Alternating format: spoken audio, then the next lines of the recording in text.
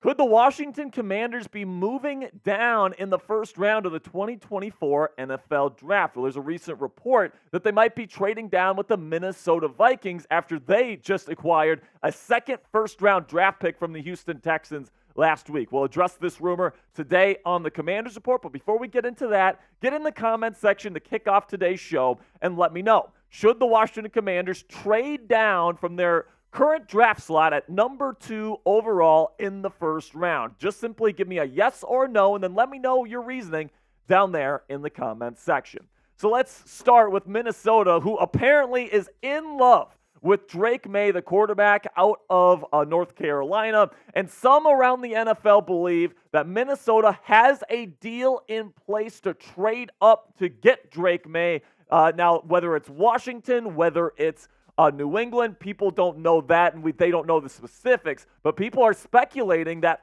Minnesota would not have made that trade with the Houston Texans that they made last week, acquiring a second first-round draft pick if they weren't sure that they were going to be able to move up within the top 5 of the NFL draft. So this is what Isaiah DeAndre Delgado from Sports Illustrated had to say. Currently, the Vikings hold the number 11 overall pick and the number 23 pick in this year's draft, which presumably was acquired so that the team can make a move up for a QB and keep superstar receiver Justin Jefferson happy and in Minnesota long term. Hypothetically, this trade would cost the Vikings both its 2024 first-rounders, numbers 11 and 23, a 2024 fourth-rounder, and its 2025 third-rounder. Then we get to, from the Commanders' side of things here, this deal could make a lot of sense for both parties because it gives Washington a good return with picks this year to help general manager Adam Peters rebuild this roster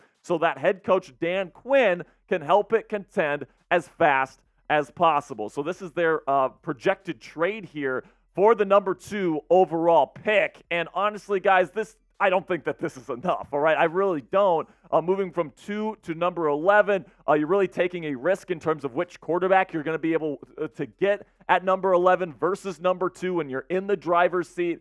I don't know how I feel about this potential trade package between the Vikings and Commanders, but let me know how you feel down there in the comments section. If the Vikings offered this for the number 2 overall pick, let me know what you guys would do. Type A if you'd accept it, or type D if you're going to decline it. This is going to be the pinned comment on today's show, so YouTube's going to throw you an ad break here in just a couple of seconds. When that happens, take advantage of that time by answering today's pinned question. Now, my opinion on this, guys, is that trading back makes literally no sense for the Washington Commanders, all right? Especially as far back as number 11. Now, if you feel pretty good about Drake May and Jaden Daniels and the Patriots want to move up one spot, all right, fine. I'd be willing to trade down to number 3. But right now, you are in need of a number 1 franchise quarterback, all right? And you're in the position to take any quarterback that you want other than Caleb Williams, and you're in that driver's seat. So if you want Jaden Daniels, you can get him. If you want Drake May, you can get him. Hell, if you want J.J. McCarthy, you can make sure you get J.J. McCarthy at number 2. But if you move back to number 11, then things get a bit hairy because now you're in a position where you're probably not going to get your guy, or at least you are not 100% certain to get your guy. And right now you are sitting in that spot where you have the chance to take your pick of quarterback, and that is extremely, extremely valuable for these teams. So I would say take it to the bank, folks. I do not think the Washington Commanders are going to be trading back because they have no incentive to do so. They don't have a franchise quarterback. They just brought in a new head coach that probably wants to bring in his quarterback of the future. And whether that be Drake May, whether that be Jaden Daniels, whether that be somebody else for some reason, because those two guys should be between May and Daniels at this point. At the end of the day, this is what the Commanders should do. And I understand you could get an additional first-round pick, but you need to get the quarterback right here. If you don't get the quarterback right, none of it matters, all right? So you got to get your guy at number 2, and I think that's what the Commanders are going to do. Now, coming up here, we'll address the Terry McLaurin rumors that have been going around here over the last several days, whether or not you should take any stock in it. Will McLaurin be traded? I'll answer those questions here in just a second, but before we get into that, let's have a word from our sponsor here at Fanatics. And you know what, man? If you think Terry McLaurin is going to be here in Washington for the foreseeable future and for many years to come like I do, you can get one of a really stylish, scary Terry McLaurin t-shirt from our friends at Fanatics today. When you go to chatsports.com/scary, I mean, you look at this t-shirt, you got that white t-shirt, it's perfect for any time of the month. You can wear it during the summer. It's not going to get too hot. And I really like that design from our friends at Fanatics there. He's got the gun showing. Absolutely love Scary Terry as a player. Can't wait to see him play here in Washington for many years to come. If you agree with me, put your money where your mouth is right now by going to chatsports.com/scary to get a great deal on this t-shirt from our friends at Fanatics today.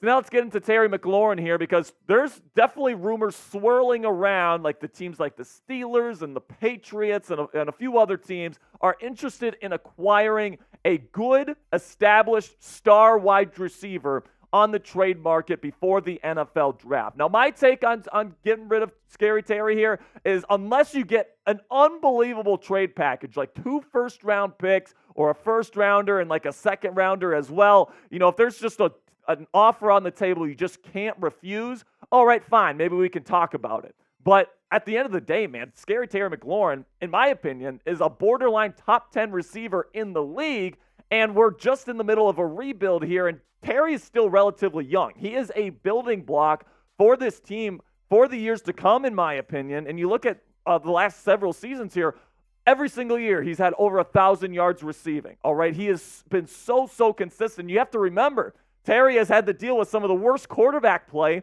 out of any wide receiver in the league. All right, so it's not like he has a top 10, top 5 star receiver, or quarterback, I should say, throwing him the football. He's had guys like Taylor Heineke and Sam Howell and Carson Wentz throwing him the football. That's just not going to cut it. And Terry McLaurin, despite that, has still been one of the most productive receivers in the National Football League. And now, if you pair him with that quarterback that you're going to take at number 2, I definitely think Scary Terry could ascend to be a bona fide top 10 receiver in the National Football League. And he's definitely your number 1 guy now. And if you trade him away for even a first-round pick, is there any guarantee that the wide receiver you end up drafting is going to be better or at least the same as Terry McLaurin? No way. McLaurin's awesome. I don't want to get rid of him unless there is an offer I simply can't refuse. And right now, I just don't see that coming to pass during the 2024 offseason. I would bet Terry McLaurin is a Commander in 2024. Now, let me know what you guys think down there in the comments section. Would you trade Scary Terry in exchange for a round 1 pick? Type T if you would trade him, or type P if you would pass and keep him on the roster. Let me know what you guys think down there in the comments section. Now, before I go, we do have another signing for the Washington Commanders here, and it's backup cornerback James Pierre, formerly with the Pittsburgh Steelers. Pierre is somebody that has played some football here over the last several years. He's come in as a backup for the Pittsburgh Steelers, and they've dealt with some injuries over the past several seasons. He's started a couple of games as well, so he's experienced. I wouldn't say that he's like a high-caliber starter, and he's not really even anything close to that, but he's somebody that's played on an NFL field before. If called upon, he's somebody that could be a decent piece in terms of depth here in the cornerback room under Dan Quinn and Joe Witt Jr. All right, that's going to be it for today's show, guys. I appreciate your support. Make sure you guys click that subscribe button right now for more Commanders news and rumors coverage all throughout the 2024 offseason.